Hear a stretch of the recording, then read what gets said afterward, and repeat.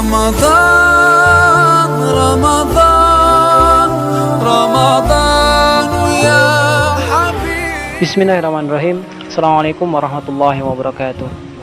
Innal hamdalillah nahmaduhu wa nasta'inuhu wa nastaghfiruhu wa na'udzu billahi min syururi anfusina wa sayyiati a'malina.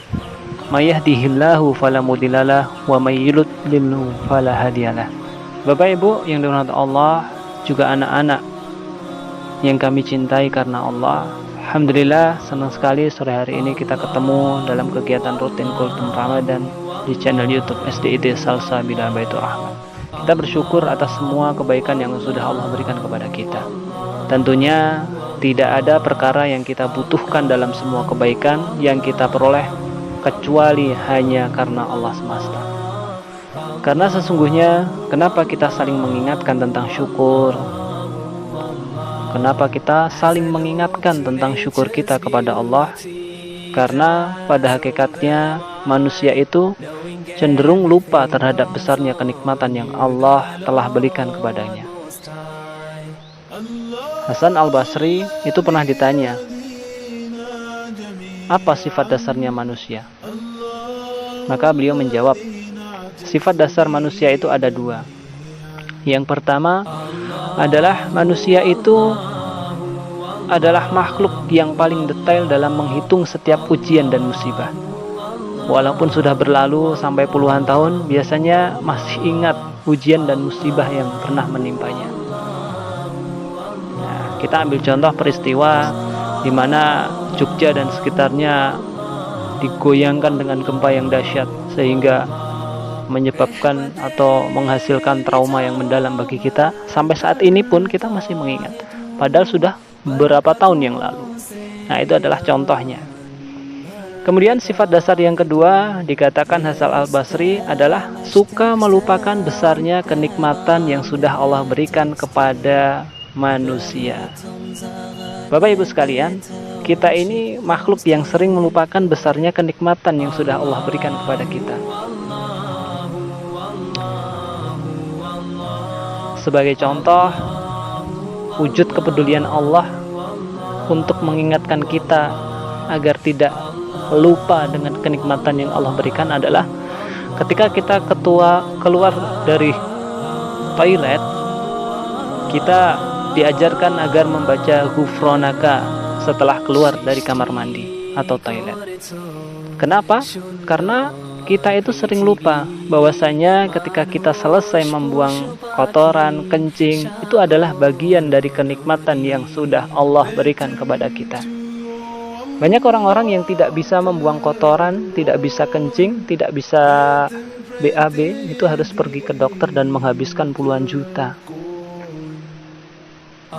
Untuk itu, Bapak Ibu sekalian dan anak-anak soleh, karena manusia sering lupa dengan kenikmatan itu, maka setiap kita habis keluar dari kamar mandi, Allah memerintahkan kita untuk membaca ghufronaka.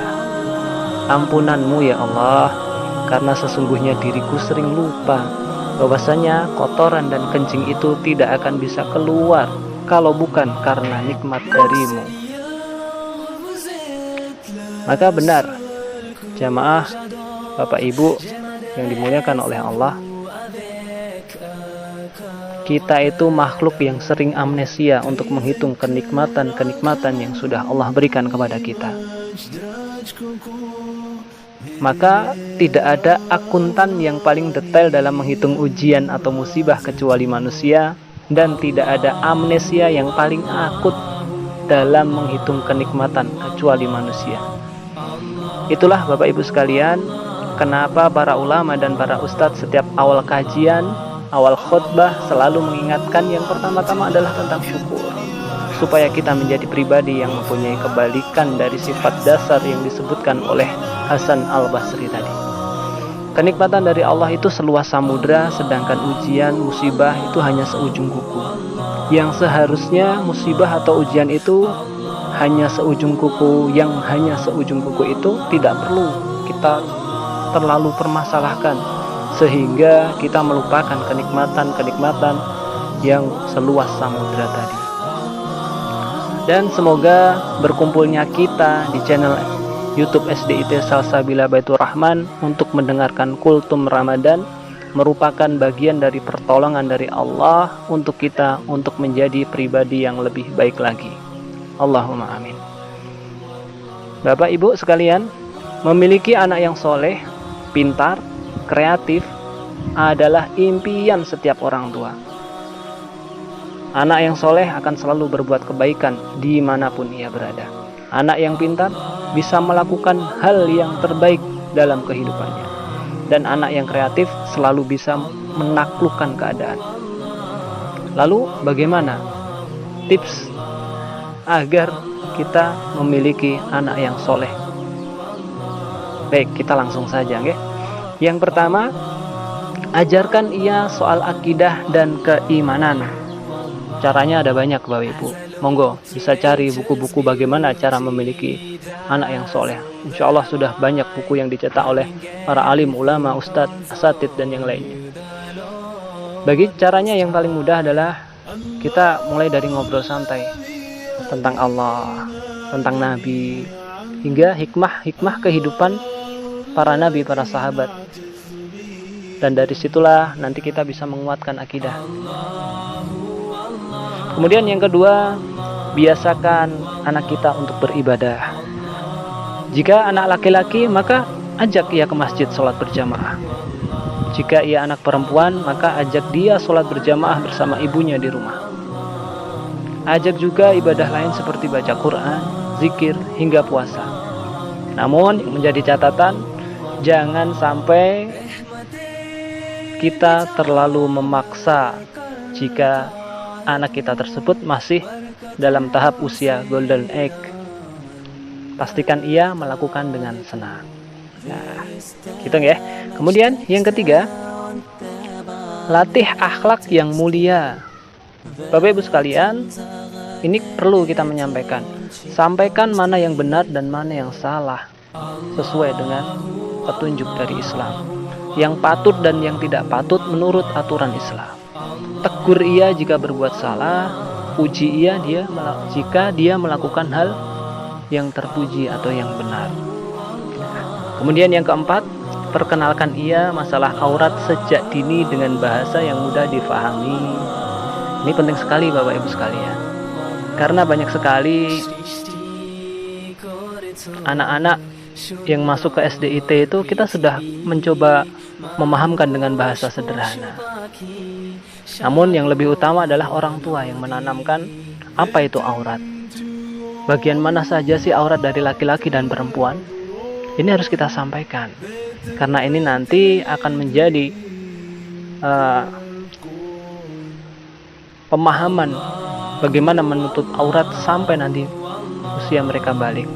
Banyak kan dari kita para orang tua yang tidak memahamkan anak tentang aurat, akhirnya kita jumpai fenomena anak laki-laki yang tidak paham auratnya itu batasannya mana, anak perempuan yang keluar rumah tanpa menutup aurat. Nah, ini hal yang wajib Bapak Ibu sekalian. Maka kalau tidak dilakukan, maka itu akan menjadi dosa yang mengalir terus kepada kita. Karena yaitu tanggung jawab kita untuk mengajarkan. Kalau kita tidak sampai mengajarkan, wah, bisa berbahaya Bapak Ibu sekalian. Kemudian yang kelima adalah hindarkan ia dari tontonan TV, smartphone, dan lain-lain. Sudah banyak fakta yang membuktikan bahwasanya kebanyakan tontonan televisi itu banyak acara sampah yang merusak akidah, perilaku anak-anak kita. Maka sebisa mungkin hindarkan anak-anak kita dari televisi. Pun hanya sama dengan gadget, perlu pengawasan khusus. Ada gadget-gadget yang di situ ada pengaturan untuk bagaimana gadget ini dibawa oleh anak. Pelajari itu. Karena di era sekarang kita mau nggak mau anak itu juga harus berinteraksi dengan gadget. Namun harus mulai difahamkan dan batasan-batasannya pemegang gadget itu seperti apa. Blokir, kunci kalau perlu aplikasi-aplikasi yang di situ nanti bisa menyesatkan anak. YouTube jangan sampai diberikan keleluasaan anak untuk mengakses seluas-luasnya. Karena banyak konten-konten yang negatif kalau kita tidak bisa mengarahkannya. Bahaya. Nah, kemudian carikan teman-teman yang baik. Hindarkan dari teman-teman yang bisa merusak keimanannya. Kita sudah mendidik dengan baik, namun kalau dia bergaul dengan teman-teman yang di situ justru merusak keimanannya, maka juga akan sia-sia Bapak Ibu sekalian. Maka penting sekali untuk mengetahui siapa teman-teman anak kita. Kemudian yang keenam, pilihlah sekolah yang mengutamakan pendidikan karakter keislaman, bukan sekedar prestasi akademis. Nah ini bersyukur sekali. Berarti Bapak Ibu sekalian sudah memenuhi poin yang keenam. Karena di SD itu Salsabila Baitur Rahman ini adalah sekolah yang berbasis pesantren yang dimana itu mengutamakan pendidikan karakter keislaman, menciptakan generasi emas Qurani 2045. Pondasinya itu Quran. Pelajaran yang lain ya melengkapi saja. Beda dengan sekolah-sekolah yang lain insya Allah. Nah, selanjutnya yang ketujuh adalah buatlah lingkungan rumah sekondusif mungkin.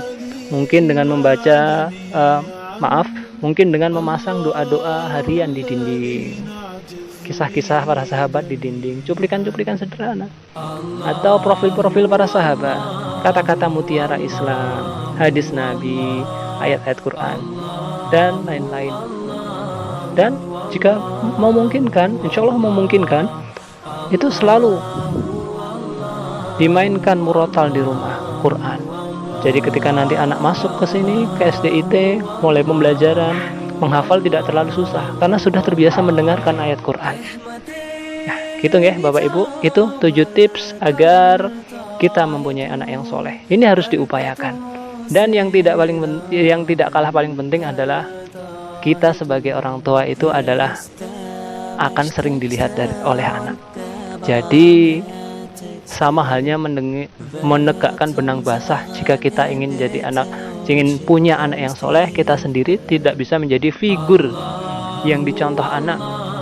Tidak ada kriteria kesolehan dalam diri kita. Maka kita pun juga harus berbenah. Demikian Bapak Ibu, kultum singkat ini. Insya Allah semoga ada manfaat di dalamnya, kita bisa mengambil pelajaran di dalamnya, dan bismillah mulai kita terapkan. Makatan barakallahu fikum, astaghfirullahalazim, subhanakallahumma wa bihamdika asyhadu an la ilaha illa anta astaghfiruka wa atubu ilaik. Wassalamualaikum warahmatullahi wabarakatuh. Allah